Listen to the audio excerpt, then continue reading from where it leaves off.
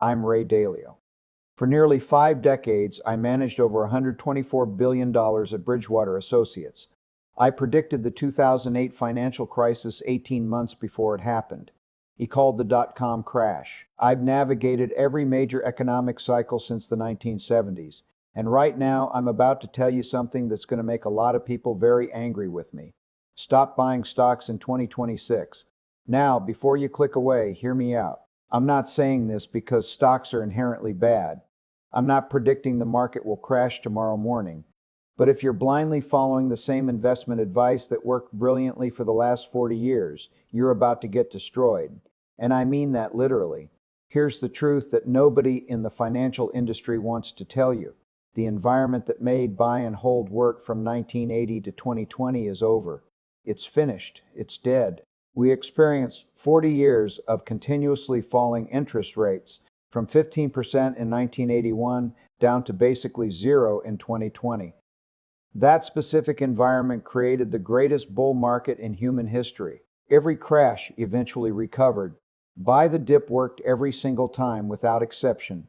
But here's the thing, you can only cut interest rates to zero once. We've already done it.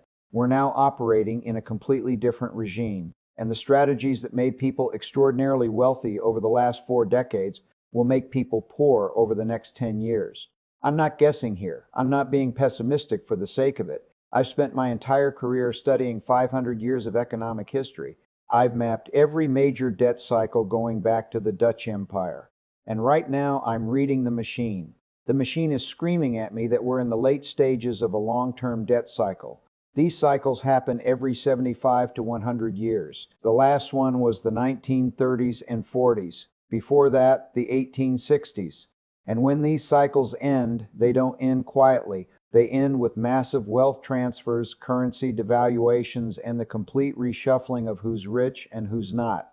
Let me show you exactly what's coming. More importantly, let me show you what you need to do about it before it's too late. Because the machine is breaking, and your financial advisor either doesn't know it or won't tell you. Most people think the economy is essentially random. Good years, bad years, booms and busts, just chaos and unpredictability. They're completely wrong. The economy is a machine. It has specific inputs and outputs. It operates in predictable cycles. And it's completely understandable if you're willing to study the mechanics.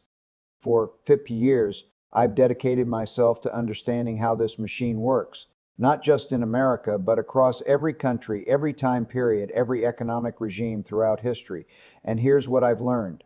The economy fundamentally runs on three things: productivity growth, short-term debt cycles, and long-term debt cycles. That's it.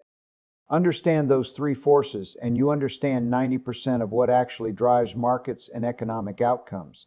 Productivity growth is straightforward.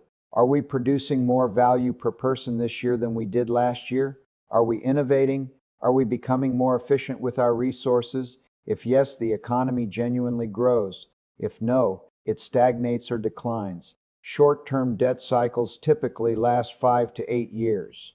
The pattern is consistent. The economy expands. People and businesses borrow money. They spend that borrowed money. The economy heats up. Central banks recognize the overheating and raise interest rates to cool things down. Borrowing becomes expensive. Spending slows down. The economy contracts. Central banks then lower rates to stimulate activity. The cycle repeats. This is exactly why you see recessions roughly every 7 to 10 years. It's not random bad luck. It's the machine cycling through its predictable phases. But here's what most people completely miss. There's a third cycle operating underneath everything else: the long-term debt cycle. Over the course of decades, debt accumulates relentlessly. Government debt, corporate debt, consumer debt, all of it building up year after year after year. And eventually you reach a critical point where the debt becomes fundamentally unsustainable. You can't service it anymore. You can't grow your way out of it. You can't refinance it at lower rates because rates are already sitting at zero. That's precisely where we are right now. Total United States debt, combining government, corporate, and consumer obligations, exceeds $90 trillion. Government debt alone stands at $38 trillion. That's 125% of gross domestic product. Think about what that means. The federal government now spends over $1 trillion per year just paying interest on existing debt. That's more than defense spending, more than education spending. Just interest payments on money we already borrowed. When interest costs exceed defense spending for the first time in modern history, that should tell you something profound about where we are in the cycle. The debt load is mathematically unsustainable. And here's the critical problem. When you're at the end of a long-term debt cycle, you only have three possible options for resolution. Option one is defaults. Governments, corporations, and individuals simply stop paying their debts. Bankruptcy. Assets get liquidated at pennies on the dollar. Option two is restructuring. Debts get renegotiated. You owed $100. Now the agreement says you owe $50 paid out over 20 years. Sounds reasonable until you realize that if you're the lender, you just lost half your money. Pension funds, insurance companies, retirees, depending on those payments, they all get devastated. Option three is inflation. Print enough money and make the debt worthless in real terms. You owed $100,000 in 2020. By 2030, that same $100,000 buys what $10,000 used to buy because the currency collapsed. It's great if you're a debtor. It's absolutely catastrophic if you're a saver. And guess which option central banks choose every single time throughout history? Inflation, without exception. They'll never publicly admit it. They'll call it quantitative easing or economic stimulus or whatever terminology sounds less terrifying to the general public. But fundamentally, it's money printing. Creating currency out of thin air to devalue the debt burden. And when they do that, the dollars sitting in your bank account, the dollars in your 401k retirement plan, the dollars you've been diligently saving for 30 years, they buy less, a lot less. That's what's coming. And if you're 100% positioned in stocks right now, following conventional wisdom, you're positioned perfectly for the last war, not the next one. Here's what genuinely bothers me. Your financial advisor doesn't understand any of this. They've never studied debt cycles. They've never read economic history beyond maybe one textbook in business school. They learn one strategy, 60% stocks and 40% bonds, and they've been mechanically repeating it for 20 years because it worked. That strategy performed brilliantly when interest rates were falling, but rates aren't falling anymore. They can't fall anymore. Your 60-40 portfolio is already dead. Let me completely destroy the conventional advice you've been following your entire investing life. Every financial advisor tells you the exact same thing. Allocate 60% to stocks, 40% to bonds. Rebalance annually. Hold for the long term. Don't try to time the market. It's called the 60-40 portfolio. It's been the industry standard for 40 years, and it's about to get absolutely obliterated. Here's why. That entire strategy was built specifically for a falling interest rate environment. When rates fall, bond prices automatically go up. When rates fall, stock valuations naturally expand. You win on both sides simultaneously. It was beautiful.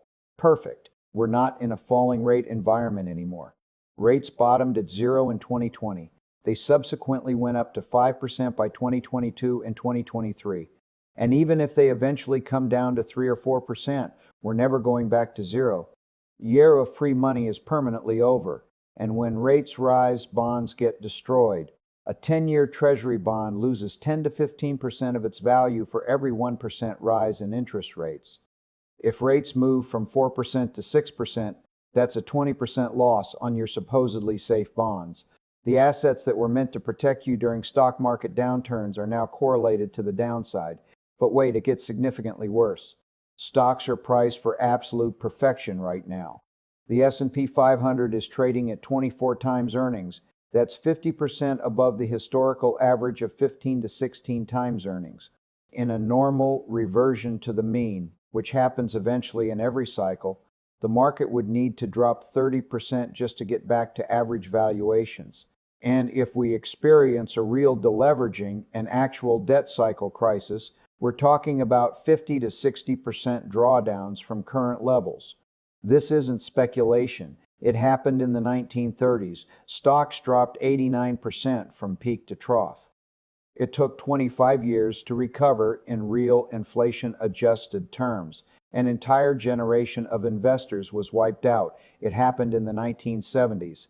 The stock market went essentially nowhere for an entire decade. But when you properly adjust for inflation, which was running at 7 to 9% annually, real purchasing power for stock investors declined by over 50%. Someone who bought stocks in 1968 didn't break even in real terms until the early 1980s. 13 years of zero returns. 13 years of sitting there watching your purchasing power evaporate while your advisor kept telling you to stay the course and trust the process. It happened in Japan starting in 1989. The Nikkei peaked at 38,000. Even now, 37 years later in early 2026, that market is still working to fully recover those levels. An entire generation of Japanese investors bought into the conventional wisdom that stocks always go up over time. Many of them are still waiting. They listened to their advisors, they stayed disciplined, they dollar cost averaged, and they got destroyed anyway. So your 60-40 portfolio? Both sides are fundamentally broken. Bonds lose because rates are rising or inflation is destroying real returns. Stocks lose because valuations are insane and earnings collapse when the debt cycle inevitably unwinds. You're about to get hit from both directions simultaneously, and most people have no idea it's coming. Let me tell you about someone I know personally. We'll call him David to protect his privacy. David was 52 years old back in 2006. He had $2.3 million saved through decades of disciplined investing. He was solidly on track to retire at 62 with $4 million based on his projections and historical market returns. He felt great about his situation. He was following all the conventional advice. Diversified portfolio, 60% stocks, 40% bonds, working with a big-name wealth management firm, paying them 1% annually. That's $23,000 per year in fees to essentially tell him to stay the course and don't make changes. In 2006, I personally sat down with David. I told him the same thing I'm telling you right now. We're late in the debt cycle. Housing is massively overleveraged. Banks are holding toxic assets that they're misrepresenting on their balance sheets. A crisis is coming. You need to reposition your portfolio defensively. He didn't listen to me.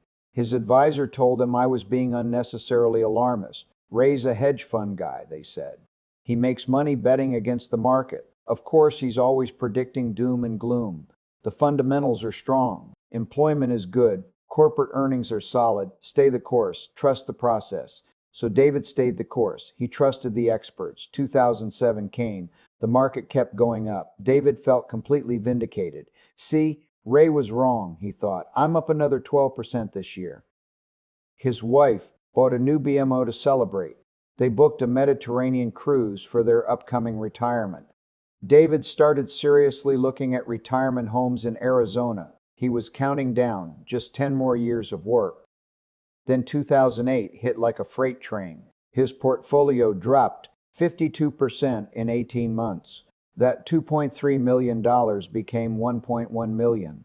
Everything he had meticulously built over 25 years of disciplined saving got cut in half.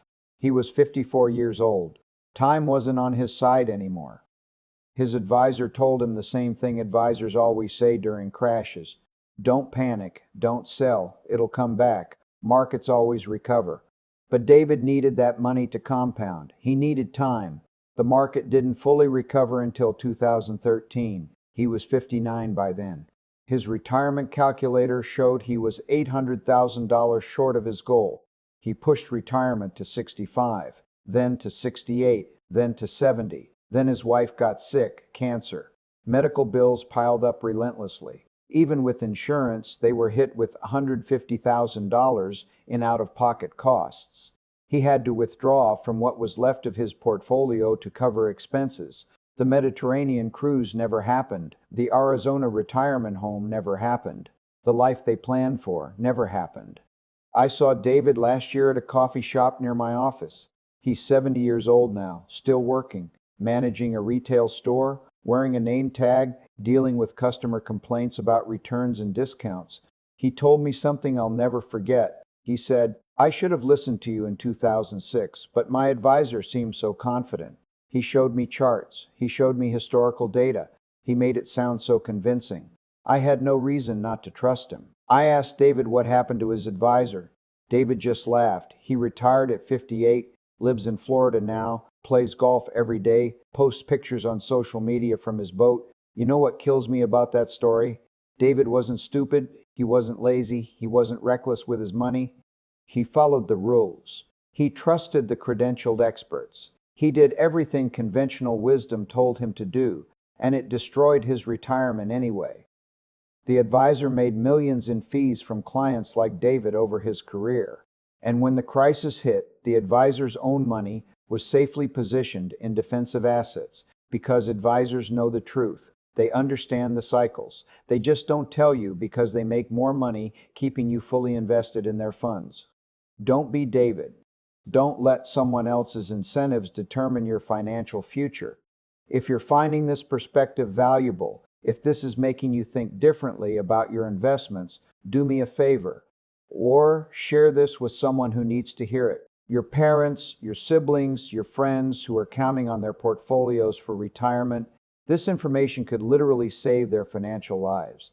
Now, you're probably thinking, okay, Ray, you've thoroughly scared me. I understand the problem. But if I shouldn't own stocks and bonds in the traditional way, what should I own instead? Let me show you the three asset classes that actually survive and thrive when the machine breaks. I personally own all three. For systematically accumulating all three for the last 18 months, and I'm going to tell you exactly what they are and why they work. Asset class number one is businesses with genuine pricing power. I need to be very specific here. I'm not talking about index funds. I'm not talking about buying the S&P 500. I'm talking about carefully selected individual businesses that have three specific characteristics. First, they can raise prices faster than inflation without losing customers. Second, they generate reliable cash flow that you can actually live on. Third, they own hard assets or intellectual property that holds value even when currency is being systematically debased. Let me give you concrete examples from history. In the 1970s, when inflation was running at 10 to 15% annually, most stocks got absolutely destroyed. The S&P 500 went essentially nowhere for an entire decade, but certain specific companies exploded in value. Energy companies that owned oil and gas reserves in the ground.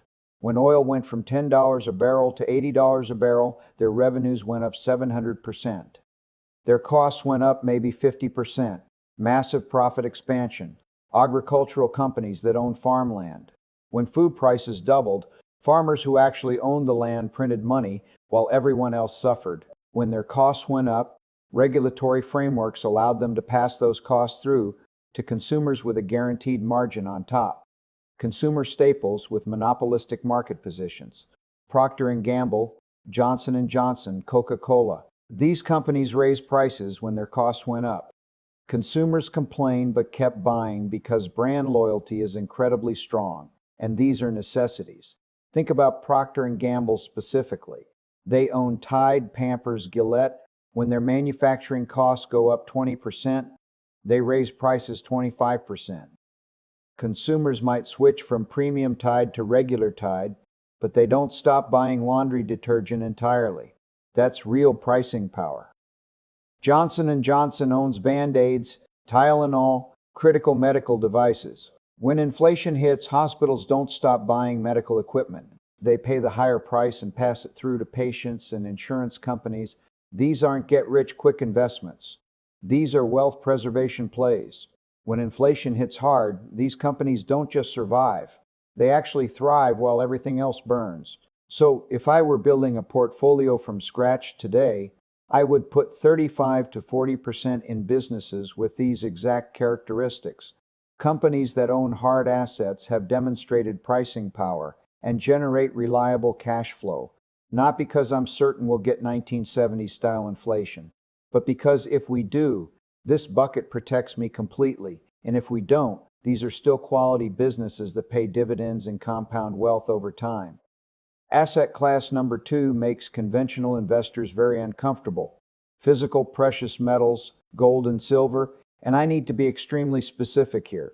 Not gold ETFs, not mining stocks, not paper gold certificates. Physical metal that you personally own and control, stored securely. Throughout all of human history, every single time a currency collapses, gold survives. It's the ultimate insurance policy against monetary stupidity and government mismanagement.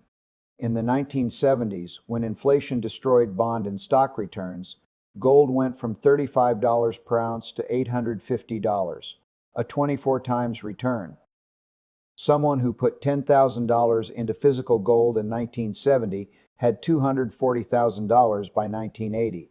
Someone who put that exact same $10,000 into the S&P 500 had maybe $12,000 after properly adjusting for inflation. In the 2000s, when the housing bubble burst and central banks printed trillions, gold went from $250 to $1,900, a 7 times return while stocks went nowhere. In 2025, gold went up over 70%. Silver went up over 140%. The market is already pricing in monetary stress and currency debasement. I personally keep 10 to 15% of my liquid net worth in physical gold and silver. It's stored in secure vaults in multiple jurisdictions. I genuinely hope I never have to use it. But if the dollar loses 50% of its purchasing power over the next 10 years, that gold doubles in dollar terms, protecting my wealth. It's not an investment in the traditional sense, it's insurance. And insurance always has a cost. In good times, gold underperforms stocks. That's completely fine. That's exactly what insurance does. It costs you something during normal times. But in bad times, when your stocks and bonds are getting crushed, gold holds steady or goes up dramatically. The 10 to 15% allocation could literally be the difference between retiring on time and working until you're 75. Asset class number 3 sounds boring, but it's actually the most strategically important. 90-day to 2-year Treasury bills earning 4 to 5%, and cash equivalents in high-yield savings accounts. This is your dry powder, your optionality, your ammunition. When the crisis hits, and it will hit, you want cash available because that's when the best opportunities appear. In March 2008, high-quality corporate bonds were trading at 60 cents on the dollar. If you had cash available, you could buy them. 12 months later, they were back at par value, 60% returns with minimal risk, but only if you had cash to deploy. In March 2020, when COVID panic drove stocks down 35% in 3 weeks, cash was absolute king. If you could deploy capital at the bottom, you doubled your money in 6 months. The people who made fortunes in those crises weren't necessarily the smartest. They were simply the most liquid. They had cash when everyone else was forced to sell. So I personally keep 20 to 25% in short-term treasuries and cash. It earns 4 to 5%. That barely keeps up with inflation, but it gives me optionality. When everyone else is panicking and selling assets at fire sale prices, I'm buying. That's the 3-bucket system. 35 to 40% in businesses with pricing power. 10 to 15% in physical precious metals. 20 to 25% in short-term treasuries and cash. The remaining 25 to 35%. That's where you can take intelligent risks based on your knowledge. Real estate, commodities, emerging technologies, whatever you understand deeply. But the core 75% is defensive. It's specifically designed to survive what's coming. Now here's where most people completely screw up. They watch a video like this. They understand the problem. They agree with the analysis. But they reposition wrong. They wake up one morning, buy gold, and sit in cash waiting for the apocalypse. Then markets go up for another year. They miss the gains. Their gold goes nowhere, and they feel like idiots for listening. That's not how you do this intelligently. Let me give you the systematic approach. Step 1. Calculate your personal timeline. How many years until you actually need this money? If you're 35 and planning to retire at 60, you have 25 years. You can be more aggressive. You can reposition slowly over 12 to 18 months. If you're 58 and planning to retire at 63, you have 5 years. You need to move significantly faster. Reposition over 3 to 6 months. The closer you are to needing the money, the more urgent the repositioning becomes. Step 2, sell the garbage first. Not everything at once. Systematically. Start with purely speculative positions. Meme stocks. Cryptocurrency you bought because it was trending on social media. Growth stocks trading at 100 times earnings with no profits and no path to profitability. Sell that first. If you're 80% in index funds, start bringing that down to 40% over the next 3 to 6 months. Don't try to time the perfect exit. You won't. Nobody can. Just systematically reduce exposure to the broken assets. Step 3. Build the 3 buckets while you're selling. Month 1. Buy your first position in physical gold and silver. Start with 5% of your portfolio. Month 2. Research businesses with pricing power. Buy your first 2 positions, maybe Procter & Gamble and Johnson & Johnson. Month 3. Move cash into short-term treasuries earning 4 to 5%. Month 4. Add more gold and silver to hit 10%. Month 5. Add 2 more business positions, maybe a utility and an energy company. Month 6, continue building until you hit your target allocation. This gradual approach has 3 massive advantages.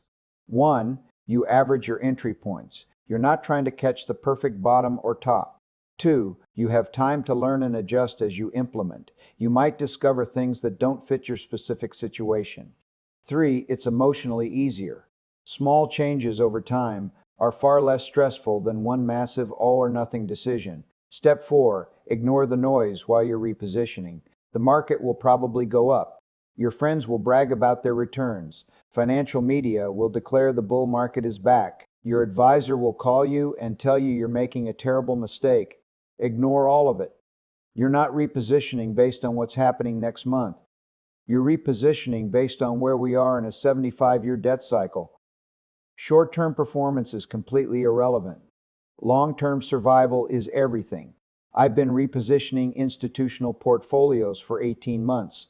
I started when the S&P was at 4,200. It went to 4,800. People said I was wrong. I didn't care. I'm not trying to win this quarter. I'm trying to survive the next decade. You should think exactly the same way. Here's what's going to happen.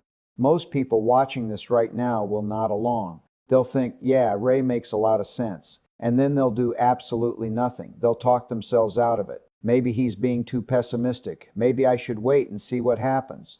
Maybe I should ask my advisor first, and their advisor will tell them to stay the course, because advisors make money when you're fully invested in their funds. They make nothing when you buy physical gold or move to cash. Their incentives are not aligned with your outcomes, so you'll listen to them because it's easier, because change is hard, because doing nothing feels safer than taking action. And then in 12 to 24 months, when the crisis I'm describing becomes completely obvious to everyone, you'll remember this video. And you'll think, I should have listened when I had the chance. But by then, it's too late. The damage is done. You can't undo a 50% loss when you're 55 years old. The math doesn't work. Compounding doesn't have enough time to save you. Don't be that person. Here's what I want you to do this week, not next month, this week. Sit down with your portfolio, actually open it, look at every position, every fund, every allocation. Ask yourself one simple question. If we're entering an inflationary debt crisis, will this position preserve my purchasing power? If the answer is no, mark it for sale. Then make a concrete plan. Over the next 3 to 6 months, how will you reposition into the 3 buckets I described? Write it down. Make it specific. Give yourself deadlines. Month 1, sell speculative positions, buy first gold position. Month 2, sell 20% of index funds, buy businesses with pricing power. Month 3, move cash to short-term treasuries. Month 4, continue building all 3 buckets. Month 5, hit target allocation. Month 6, review and rebalance. Create a system, an algorithm.